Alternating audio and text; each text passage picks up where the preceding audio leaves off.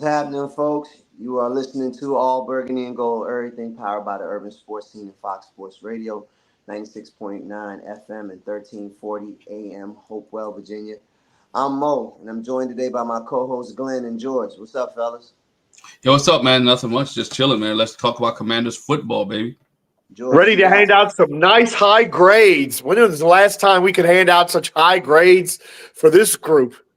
man, looks like an exciting show coming up, man. Before we get to all that, listeners, please subscribe to our podcast at Spotify, iHeartRadio, Apple Podcasts, and other podcast platforms. Just search All Burgundy and Gold, everything with 3 R's. Also, tweet us at ABG underscore everything with 3 R's, and hit us up on IG and TikTok, ABG underscore with 3 R's again.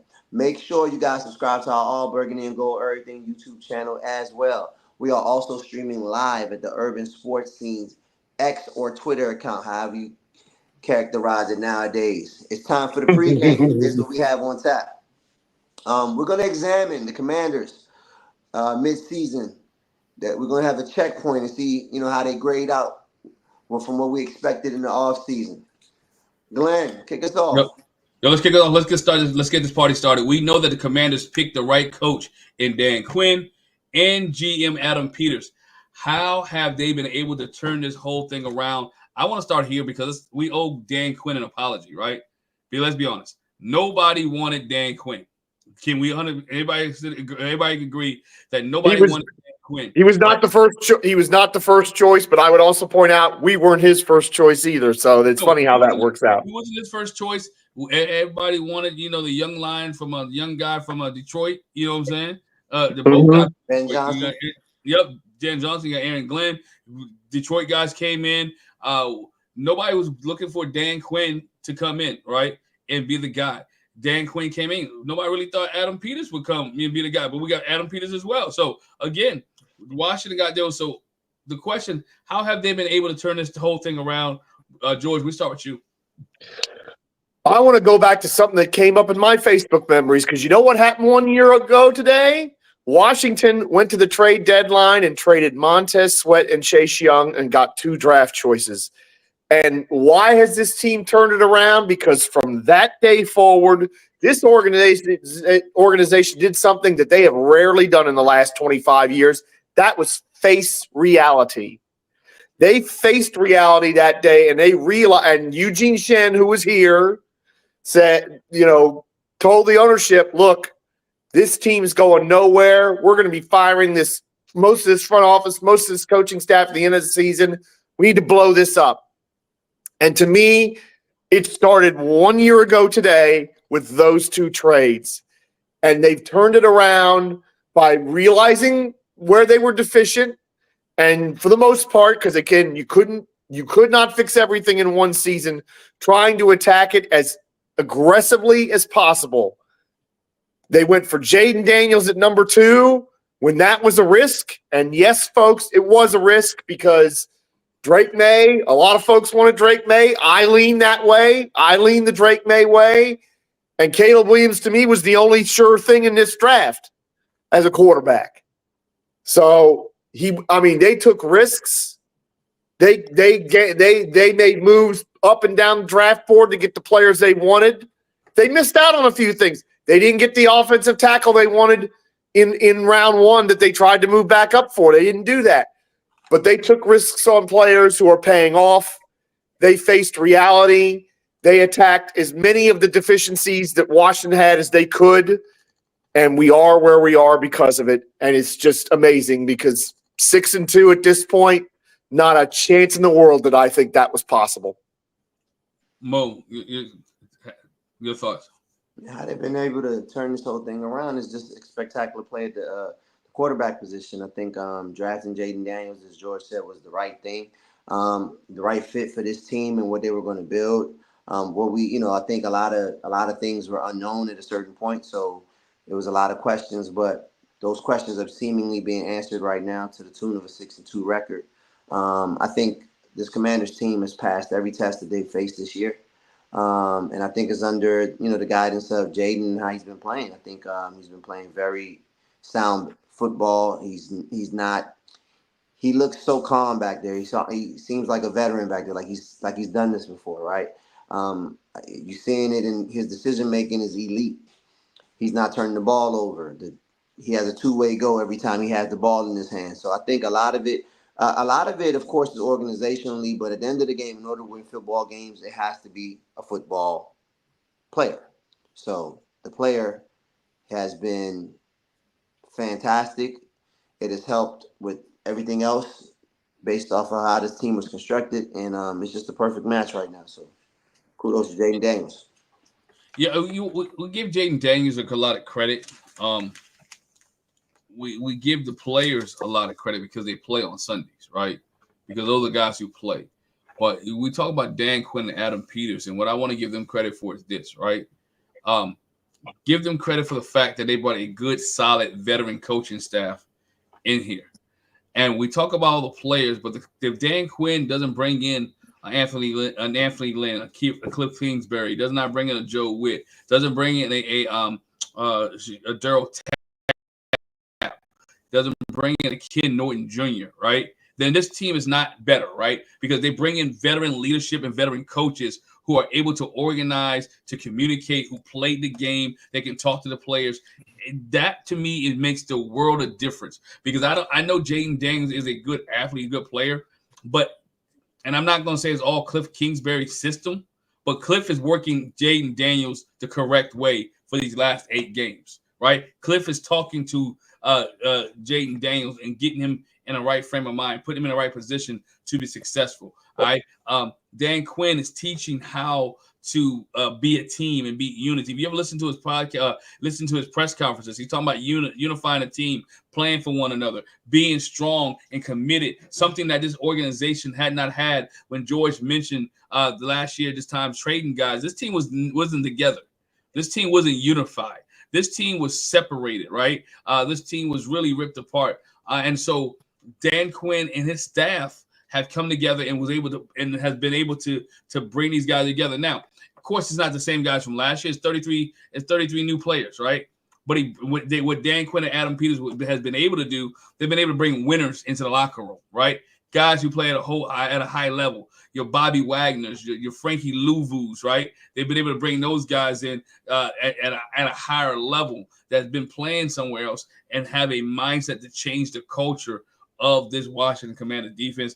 Adam Peters has brought some, that's what you're looking for, right? To bring Dan Quinn them and brought a new attitude, a new mindset. And has Jayden Daniels helped a lot with that? Yes, by the way he plays on the field, by the way that he leads this football team as a rookie, right? And people say he's a rookie. Yeah, he's a rookie in NFL, but let's be honest, Jayden Daniels played 5 years at college, right? It's true.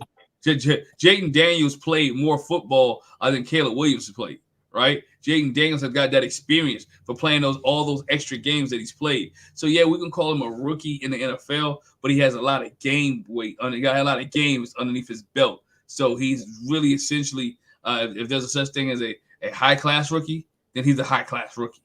But Adam Peterson have made the great moves in order to get that in. The coaching staff has done a great job with the players to change the mindset of the organization. Speaking of those moves, because of what I mentioned earlier, other than drafting Jayden Daniels, so far, what has been the best move made by this regime? I mean, that's the thing. I feel like, because I've talked a lot about the personnel, and I feel like I'm slighting the players if I do it again. Glenn kind of touched on one of them, which is the putting together of this staff, which is amazing. So I kind of feel like I don't want to trod that ground again. So I'm going to say bringing in Lance Newmark from Detroit, because the job that Lance Newmark and that front office did to rebuild that organization as quick as they did is unbelievable when you consider, just like us, a losing organization for most of the last 30 years. And yet, you bring him in with Adam Peters and you look at what they've done together. I know it's crazy to say an assistant GM is the best move they made other than drafting the quarterback, because there are so many personnel moves that were great moves, and there are. And I'm happy to see that over to you, Mo, and to you, Glenn, to talk about some of those. But Lance Newmark and Adam Peters is a dynamic duo. And God, I hope we can keep them together for a while. Although, gosh, you'd think Lance Newmark at some point would get to run his own shop, having been a part of one really successful rebuild and this unbelievable turnaround that we have in Washington, D.C. going on right now. For me, I would have to say when coming in, Nick Archuleta and Tyler Banadas, be honest, I think that's been good because it has helped the O-line, right? This O-line last year was miserable. This O-line last year was terrible, right? This O-line last year could not keep Sam Howell upright.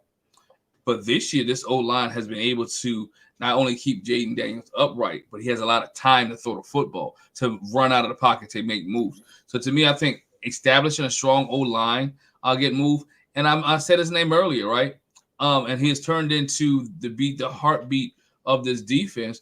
We all thought it would be Bobby Wagner, but really, it's Frankie Louvu.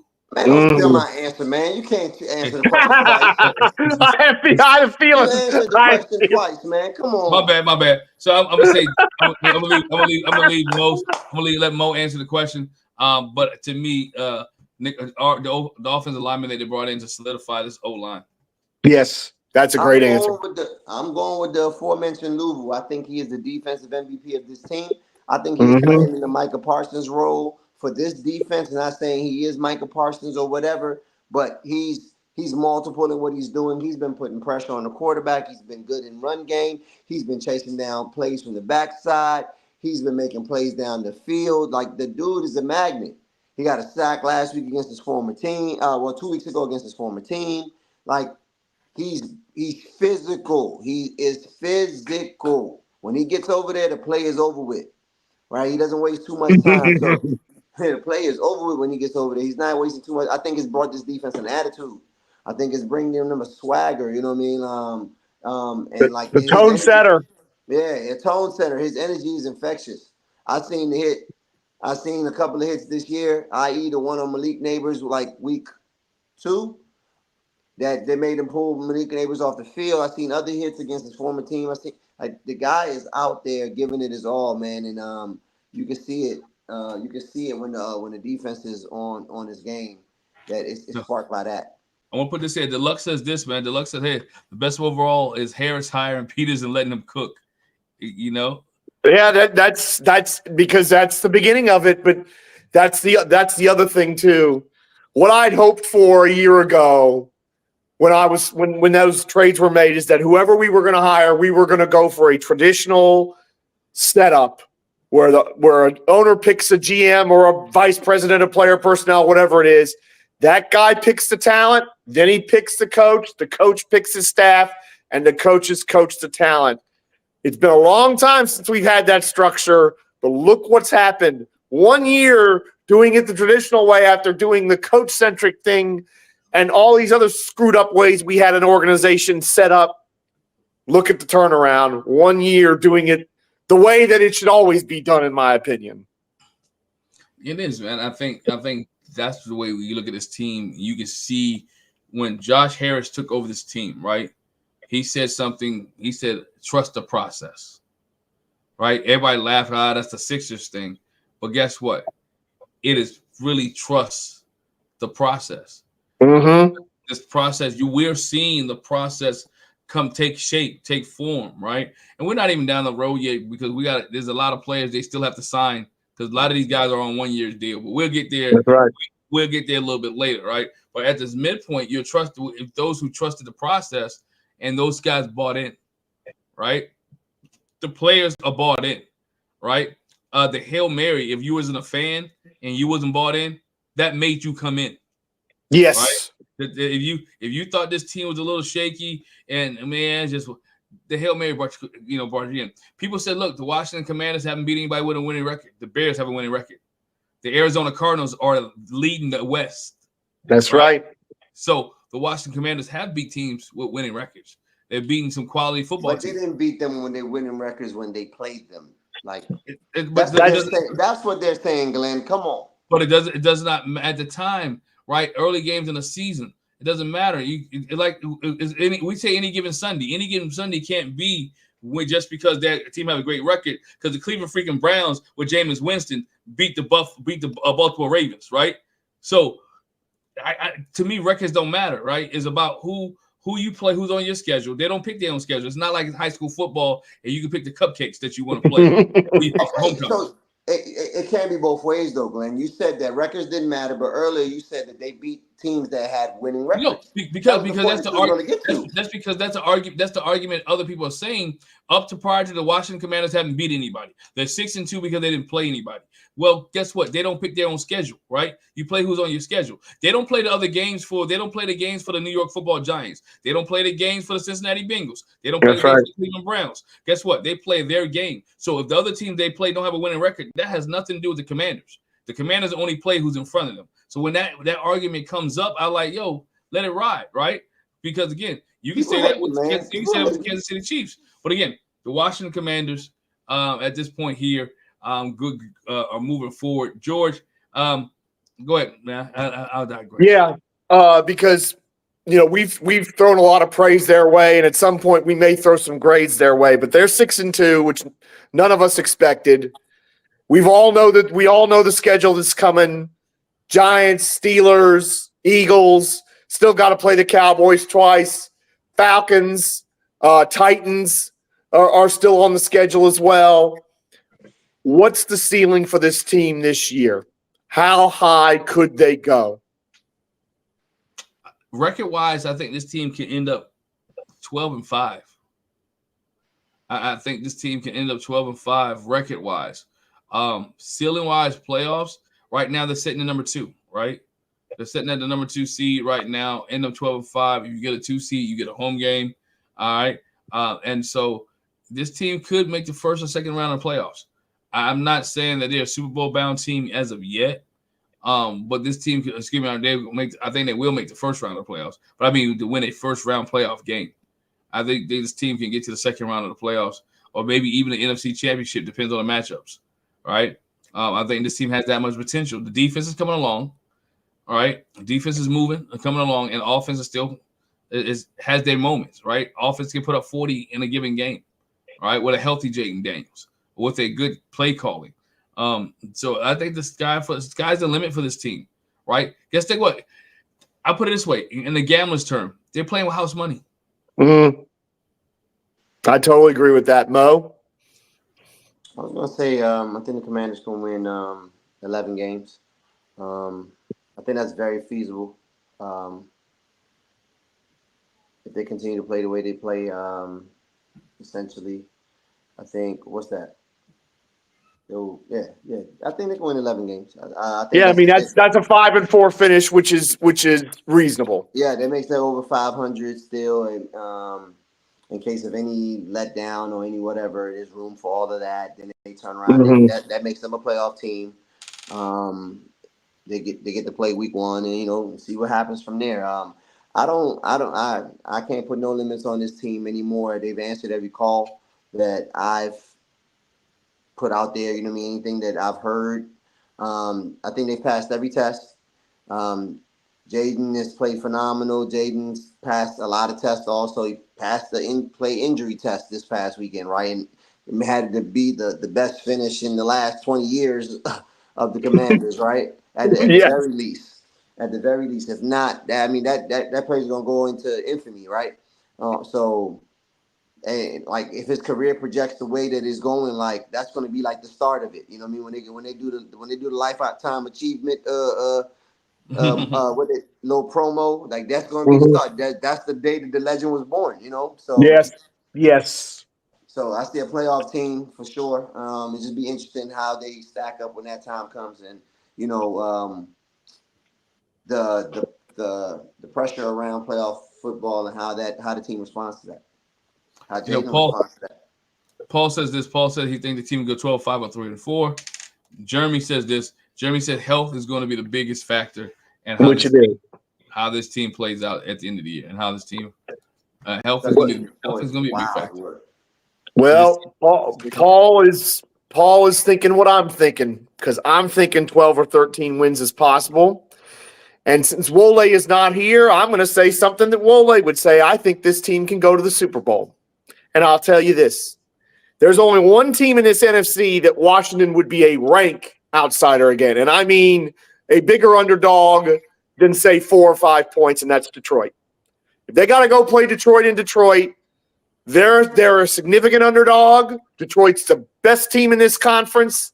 I don't think anybody would – I think that would be almost universal at this point. You look at what Detroit's done. They put the stop on Minnesota, and Minnesota hadn't recovered yet and may not. They've beaten everybody in this division. They've beaten everybody in their division. Like I said, beat everybody in their division. They're playing the Packers this week. They beat the Packers and knocked them off. That division starts to fall into their lap, basically. Detroit's the one team that Washington would be a significant underdog against. But you look at the rest of this conference. San Francisco may get healthy eventually, but they're spinning their wheels right now, and they're tied with the Cardinals. A Cardinals team that Washington beat before touchdowns. The South is now a mess. Don't explain. I cannot explain how the Falcons beat Tampa Bay twice when I thought Tampa Bay was one of the best teams in this conference. But they have Kirk Cousins. Oh, let me tell you something. Let me have Kirk Cousins at dadgum Northwest Stadium in dadgum January, please, because there are going to be some things that are going to happen to Kirk Cousins when that happens. You can bet on that. And in the North, I mean, in our own division, the Cowboys are cooked, and the Eagles are one loss away from falling apart. They played better, but their coach stinks, and their locker room is not good. So, for me, Washington has got the opportunity. The Detroit part of it's going to be tough if they have to play them. And they've got to win this division, no question about it, because I don't know, even as great as Jayden is, going and winning on the road 2 or 3 times in the playoffs for a rookie, that would be something almost unheard of in the history of the NFL. I think Sanchez might have done it with the Jets, and he might be one of the only ones that's ever done it. But I do think this team can go to the Super Bowl. I think the NFC behind Detroit is that wide open. A 2 seed is well within this team's grasp.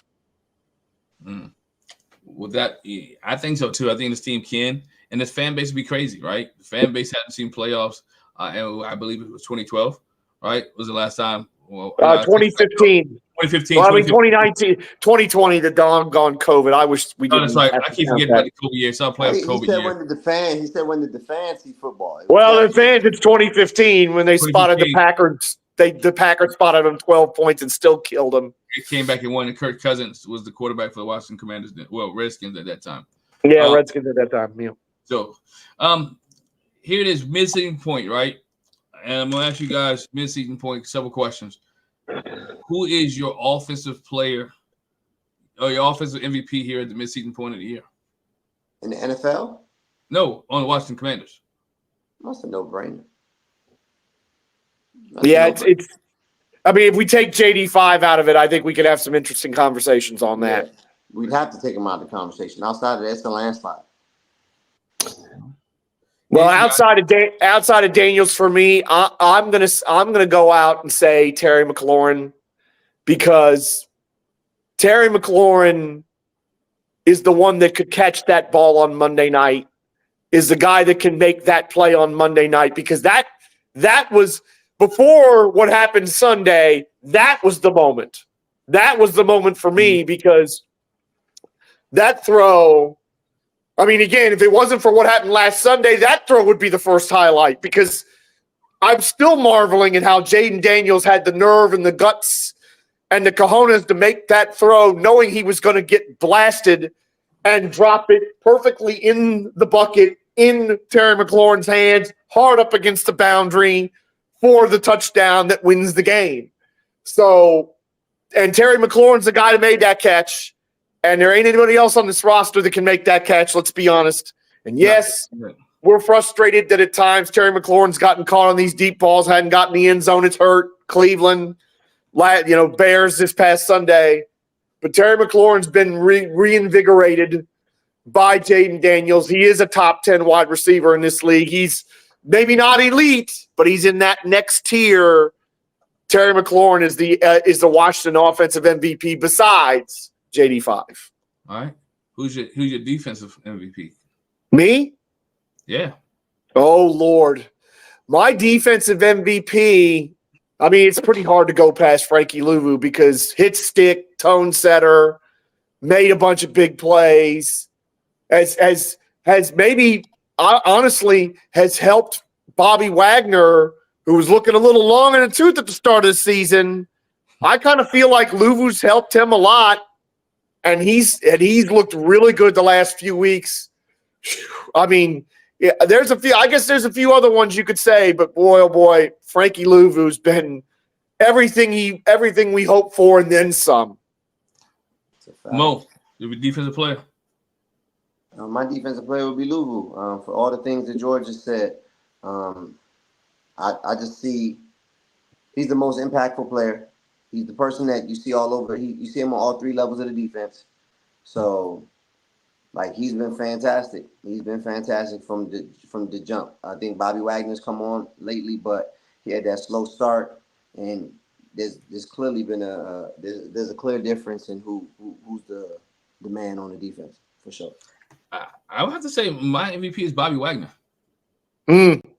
And I'm gonna tell you why. Not because he doesn't do the flashy stuff, but he puts everybody in the right position. If you listen to Bobby Wagner on Sunday, he made the checks, he made the calls, he's changing things up when offense is changing things up. He's putting them in position. And to me, as being the leader of the defense there, and he still does his job. He gets tackles. He still controls. He still blitz the quarterback. But to me, Bobby Wagner putting everybody in the right position with this defense, being that coach on the field, it to me is one of the most valuable things that could help this defense, which helps Louvu because he has a Wagner right there who put him in the right spot, who told him to go where he needed to be at. So to me, Bobby Wagner is the most valuable player. Of course, Louvu gets the highlights. Louvu gets the Ric Flair chance. Louvu gets the T. And Louvu plays it, right? He's a oos, right? He's one of the brothers, right? So, again, it's good to see there. So that's how about the fact that after 4 years of watching some of the worst linebacker play this NFL's ever seen, that we're talking about the two most valuable players on the Washington Commanders defense are linebackers. Linebackers, because again, those linebackers have really showed up and stepped up, right? With the help of course, Daron Payne has come on late since Jonathan Allen is gone. We heard Johnny Newton's name a lot this past week, but doesn't have a big sample size. Honorable mention could be Dante Fowler, right? Fowler has had a great first half of the season, right? We can almost say that he was the one that sparked everything for the Carolina game, but he had sacks, right? Darren Armstrong. Doris Armstrong. You can say he's starting to come along too. So again, we're at the midpoint. So there's a lot of guys who've done well at the midpoint. Question again, at the midpoint of the year, would you call Dan Quinn the coach of the year? It's still line ball between him and Kevin O'Connell because there were such low expectations for Minnesota. But I think Minnesota's also regressing to the mean. So it may be as soon as this coming week, if Washington wins and Minnesota gets beat again, that Dan Quinn will have his nose in front in horse racing terms. He will be the leader in the race for coach of the year. I think the only foot Dan Quinn has put wrong was how preseason was conducted. And I think that did show itself in the Tampa game at the start. But since then, what button hasn't he pressed that wasn't the right one? Mm-hmm. Just the right kind of guy, the right emotional sort of balance that you need between that rah-rah player, that rah-rah former player that everybody on that team loves, and yet still being the coach, still teaching, still working with people. Again, it's still, you got to give Kevin O'Connell and Brian Flores a lot of credit because Minnesota wasn't supposed to be 5-0, but I think by the end of the year, Quinn's definitely going to be the coach of the year. So if you want to project forward, that's how I would project it. Mo, who would be your coach of the year, mid-season coach of the year? Is it Dan Quinn? I think Dan Quinn should have serious consideration. I think it depends on the end. If Washington can continue to pass these tests and get through this little gauntlet that they have the back end. You know, they got to play the Eagles twice. They got to play the Cowboys twice. I know they're reeling right now, but those are division games, and Yep. those are still tests that those are the two behemoths of the division. Them and the Giants have been bottom dwellers for the last 2 years before this year. So Yep. they got to win the East by beating the best of the East for the past couple of years. So that's still out there to be had. To your point about Detroit earlier, I think them coming together the way they are, and I mean Kansas City still hasn't lost a game, guys. You know what I mean? So let's not forget that. Like Andy Reid, if he gets another couple of, if they continue to win, he's in the catbird seat. And I think Dan Quinn should be a good second. I think Dan Quinn's narrative would be a little better than Dan Campbell's this year, because we saw Dan Campbell do it last year. And if he doesn't do it better than he did it last year, then they're not going to give it to him. So I think Dan Quinn is definitely number 2 right now because of Kansas City's undefeated record. The Chiefs are the living embodiment of they can't keep getting away with this. That meme, they're the living embodiment of that right now. In my view, Dan Quinn's number 3. Okay, I give Kansas City and Andy Reid number 1 because of being undefeated. But the guy who I think is doing a great job, and nobody really wants to talk about him because he does a great job every year, is Mike Tomlin. Yes, that's a great one. That's a great pick. Mike Tomlin, what he's doing with Justin Fields and the quarterback controversy with no-name players, right? Leads the AFC South. I mean AFC North. I think Mike Tomlin is doing a heck of a job with that, and I would give Mike Tomlin the nod over a Dan Quinn just a little bit, right? And they love narratives. That's why I didn't say Mike Tomlin. They love the narrative. Dan Quinn's narrative. If y'all telling me that the Commanders are going to be 12-5 at worst, as you guys mentioned earlier, and you telling me they're going to be 13-4, it's no way. Dan Quinn is going to run away with this. That's true. He would, but you have to consider Mike Tomlin, because Mike Tomlin is doing a great job of what the Pittsburgh Steelers have. Mike Tomlin has one Coach of the Year, correct? I want to say he might have even won. Did he win 2? I know he's won at least 1. I know he's won at least 1. And everything that he's done, he only has a 1. This isn't the year they're going to give him the next one. Not with Dan Quinn at 13-4. Dan Quinn pulled that off. I mean, the Steelers, for about 4 years, we've been saying this is the year the Steelers are going to be under 500. And look at the pillorying. I mean, I did it too. I thought it was harsh when he benched Fields when they're leading the division. And that was turned out to be, right now, that's a stroke of genius, because you can at least now say to yourself, Pittsburgh can score the points that can give them a chance against Kansas City, with Fields you couldn't say that. No way in the world they could do that. Now, you at least got to think Pittsburgh's a threat. Because the defense. So it will see how it plays out, but that will be mine. Let's get to some of these questions real quick before we move on.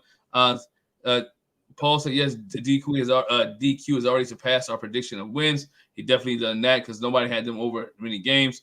Here it is. Let's go. Jeremy said, imagine Minnesota if McCarthy didn't get injured and they forced him as a starter.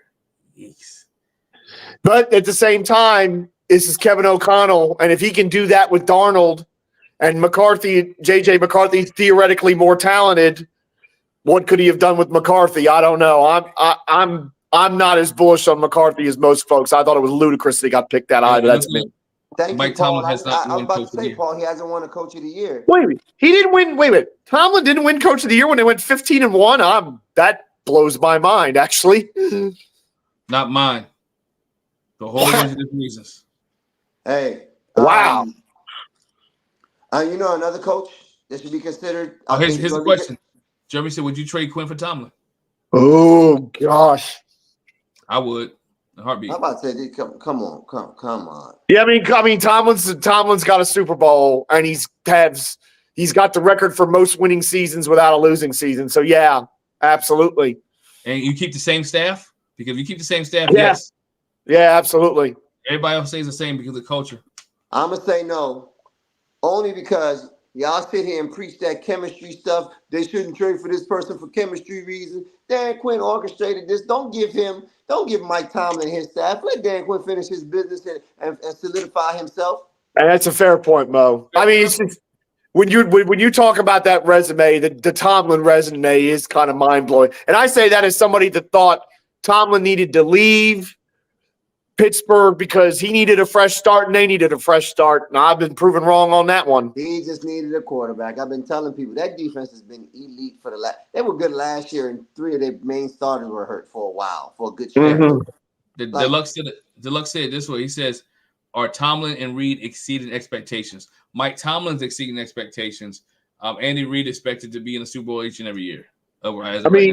Reed's not exceeding expectations, but when you look at how they've played, there's no way on God's good earth they should be 7-0, and yet they are. So, on that score, Reed's got to get a little bit of credit. I think that's kind of the point you were making there, Glenn, earlier about when you had Reed in your top 3 of the Coach of the Year. Yeah, look who he's doing it with. I got Mike Tomlin, man. Like I've had faith in Mike Tomlin forever. Like I've always said, like he just needs a quarterback. Like as soon as you can date back to what actually from last year. As soon as Russell Wilson issue started in Denver, I said that's the quarterback to go play for the Steelers. Mm-hmm. That's the quarterback to go play for the Steelers because they're going to control the game by running the ball. They're going to take him back to his earlier days by controlling the game by running the ball. The defense is elite. He has Pickens at the time, you know what I mean? Like, I'm like, at that time, you're like, Pickens is going to emerge. He's going to keep getting better. Like, which he has. Pittsburgh went to the playoffs with 3 quarterbacks in one season. Like, I think Mason Rudolph and, like, they're a team that continues to win despite the quarterback problem. It was Kenny Pickett, Mason Rudolph, and Dobbs, right? 1 year. Yeah. And they had Duck Hodges 1 year and still finished 500. Yeah, they went to the playoffs. Like, if you can get to the playoffs with that level of talent at quarterback, I don't care how washed up you tell me Russell was in Denver. Like, he's damn sure better than anything they've had the last 5 years. He's the best game manager available in terms of Mr. Cam Newton. All right? If Russell is out there, give me Russell as my game manager versus a Duck Hodges, a Mason Rudolph. And I will take my chances at the Super Bowl with that defense and the kind of talent that Pittsburgh typically brings around. Definitely. Joe, absolutely. George, you got a question? Any questions you got? Yeah, I think let's hand some grades out for some people now. Let's get to it. I think I know where we are with Adam Peters, but I'm just curious if you think there's any demerits there, because I think there's a few, but he's corrected them. So let's give Adam Peters a grade first. I give him a B+, not an A, because the Washington has not brought a corner in yet, and we know we've had corner issues before he got there. Since he's been there, they knew he has a corner. This is midseason, so guess what? With that B+, it could drop down. As he can will he make a trade at this trade deadline?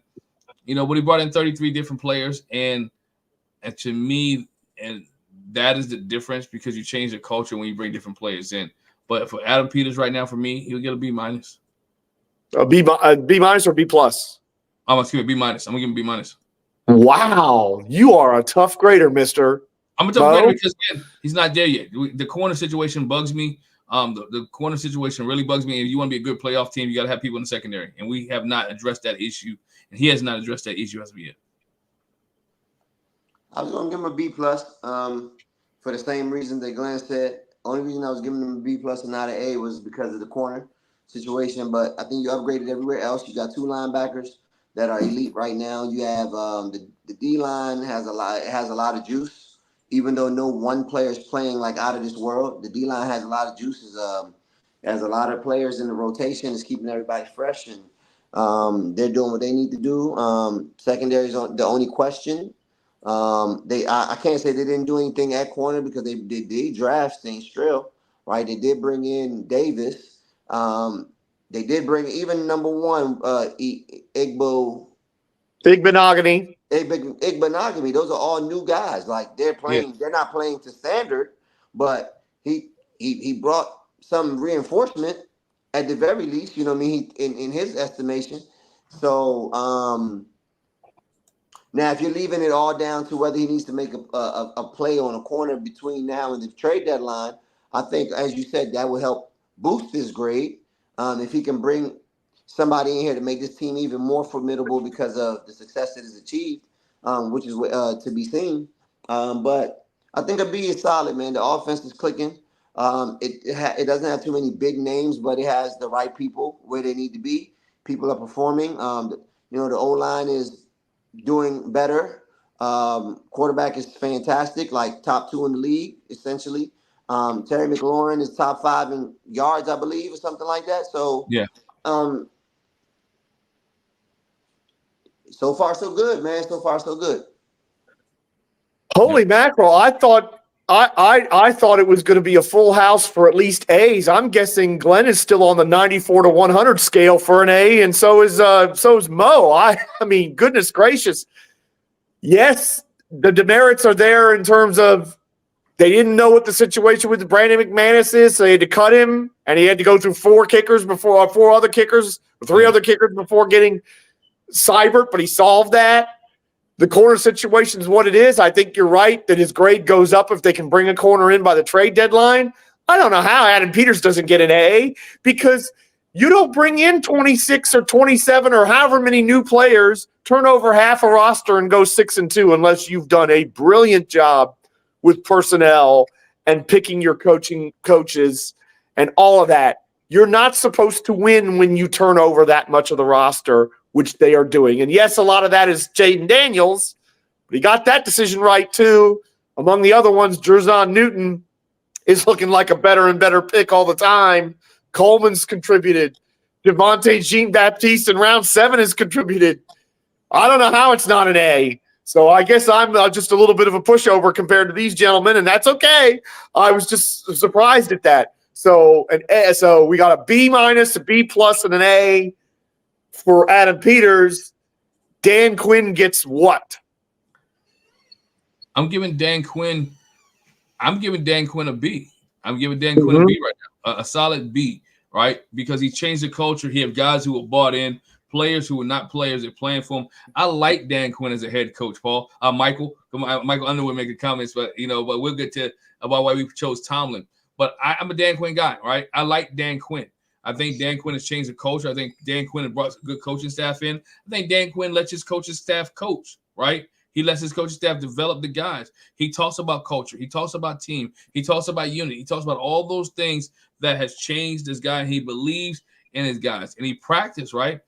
Not once has this team came out offensively this season. Maybe you can say the Tampa game came out flat.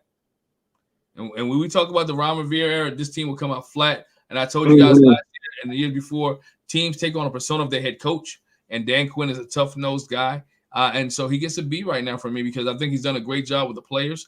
He's done a great job by letting coaches coach. I think he's done a great job by congratulating players and holding players accountable when they need to be held accountable. So to me, Dan Quinn right now gets a B. Mo? I was going to give him an A. He got a 6-2 record. He's the top of the division. The 2 losses are to a playoff team and a team that people thought was a Super Bowl contender. And even in that game against the Super Bowl contender, the team played tough. It didn't play sloppy. It came down to, the end. They just didn't overcome the better team that day, right? Tampa was the first game for the whole operation. They got down early, and they couldn't overcome that one. But everything else, so far, so good. The culture here is different. That's why I was on the side of where I was at with last week with Jayden not playing, because I didn't want anything negative to loom over this team, even though I'm not a fan. It's just good energy around the Commanders right now. It's a complete 180 from the past regime and everything during the week being something negative, something opposite of outside of football, something that fans are excited. I've seen so much Commanders gear. Everywhere. Like, people are wearing it with pride. People are feeling good. Like, the atmosphere around the city is booming. And the Hail Mary was insane. I don't care if you're not a Commanders fan. If you're a football fan, you got to celebrate that play in the moment, right? Like, so I didn't want any bad juju to come to this team because of how well he's been playing, and now he's the leader of the ship. So to whom much is given, much is expected, and so far so good. I am right between both of you. I have a B plus. I was frustrated with the preseason and how it was conducted and handled, but Dan Quinn has been fantastic. It was funny. I was looking. Somebody did their report cards for all the new coaches. Trying to remember which website I was reading. There was the 33rd team. They gave Dan Quinn an A plus, which just kind of blew my mind a little bit because giving somebody 100 is pretty tough unless you're undefeated. But B plus for me. Outside of that, and maybe a couple other things in terms of who's played and who hasn't. I think Dan Quinn's done a magnificent job. And look, there have been. We can maybe get into the coordinators and grade them as well. But I think everybody, including the coaches, have improved as the season's gone on. And I think that's why they are where they are, is the fact that it isn't just the players that are improving, the coaches are improving too. So I think B plus for me, and I think there's a pretty good chance that's going to be an A by the end of the year. Yeah, I think he gets to A by the end of the year. Let's pull some of the comments here right here real quick. Jeremy says, needed DQ to tighten up time management issues with the offense. This should be a knock against Cliff, but the head coach got to address it. And a great point, Jeremy. Yeah, time management issues there also. Go ahead and with my man Mike Underwood. Now, Paul, Dan Quinn, I got the team at 6-2. Brought the fire back to DC, but to me, it's really disrespectful to say you want Tomlin instead of Quinn. Been in the Super Bowl, he may not won, but he was there. Hey, I get it. Quinn was in the Super Bowl, right? And I get it. It's just a preference. I like Dan Quinn, but as we said earlier, Michael, Dan Quinn wasn't the first choice for this Washington Commanders team. Some things fell in his lap. There's some things fell into the Washington Commanders' lap because he wasn't the first choice. But he has done a great job. I'm happy and ecstatic that Dan Quinn is the head football coach of the Washington Commanders. But I think the staff that he's surrounded around himself has helped him as a coach. You're just as good as your staff. And the staff has helped him out a lot. Absolutely. Let's see who else we got here. Deluxe says this. Everybody question Bobby Johnson, and look at the line play. The biggest surprise of all is how good that line has been, because that was not on my bingo card for sure. I mean, Wiley was still around, and I think we all assumed that as a result, this line was going to struggle. And maybe I think I was saying at the beginning of the year, if they can just be average, that would be a hell of an improvement. I didn't expect them to be good at all. Allegretti, Biotis, who you brought up, Glenn, and then of course the Cornelius Lucas. Where did that come from that he and Brandon Coleman would be so effective at left tackle? Yeah. That's a stunner to me. It is. This O-line has played, like I mentioned earlier, this O-line has played lights out compared to last year. Sam Howell was running for his life. Right? Mm-hmm. This time last year, George, you want to talk about, remember, we were talking about could the Washington Commanders could Sam Howell be sacked more than any other quarterback in NFL history? Yes. We were on that watch for like 10 or 11 weeks before they finally stopped giving up sacks, and they were just losing all the time as opposed to giving up loads of sacks. Yeah, so the O-line, Bobby Johnson has done a great job. And he should get the credit that he should get. He should get the credit he deserves for this offensive line who's did a great job. Who's really, if you think about it, we didn't hear Myles Garrett's name a lot when they played the Cleveland Browns, right? You heard Montez Sweat name once or twice this past weekend. Not many times. This offensive line has shut down some of the top pass rushers. Yeah, Hendrickson from Cincinnati, he got one against him, and that was it. They did a pretty good job on him too. Baltimore gave him their lunch a little bit, but yeah. And Dexter Lawrence had a day against him, but he's Dexter Lawrence. Dexter Lawrence is having a day against everybody this year. Right.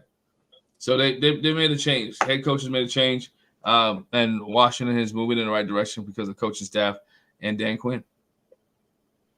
Do we want to grade the coordinators, or is that enough grades for everybody? Do we want to look at them? Yeah, that's enough grades for everybody. All right. We can do Cliff Kingsbury offensively. I mean, I'd give him a B because I'm still a little bit frustrated at how they handled the run game against Baltimore because they didn't try to run, and I think they needed to try to run, especially when I watched, at least before everything fell apart, Tampa Bay was running the ball down their throats at the start of the game, that game, before the Ravens turned it around and kicked their rear ends. So I do worry a little bit about Cliff and sometimes gets away from the run game a little bit, but I think he's done a pretty good job. He's got to get a B, at least a B. I'll give him a B, and that's because of the red zone issues.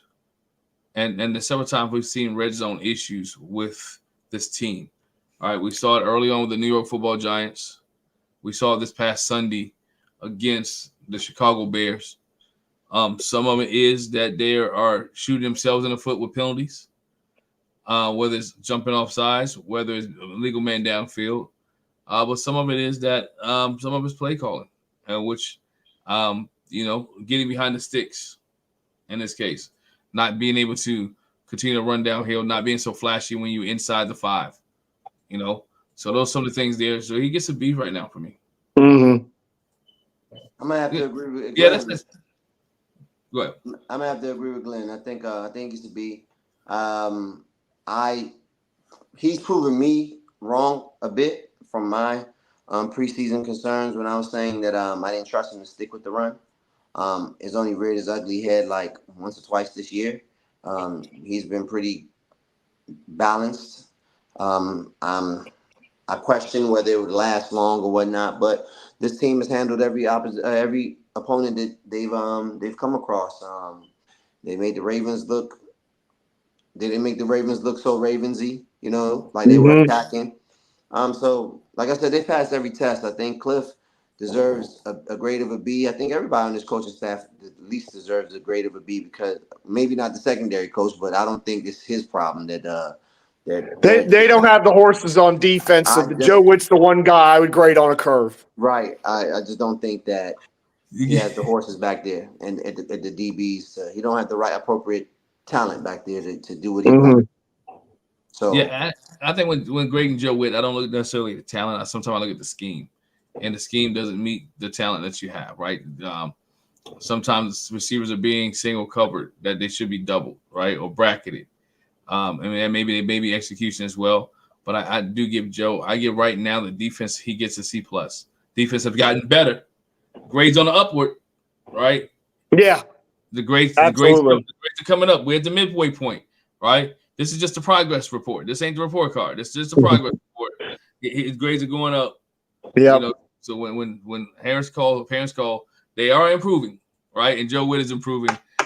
C+, man. C+ for me. I would have him at a C, but I'm curving him to a B because he doesn't have the horses yet. And they did stop Arizona. I know they haven't stopped a lot of other really good offenses. They did stop Arizona.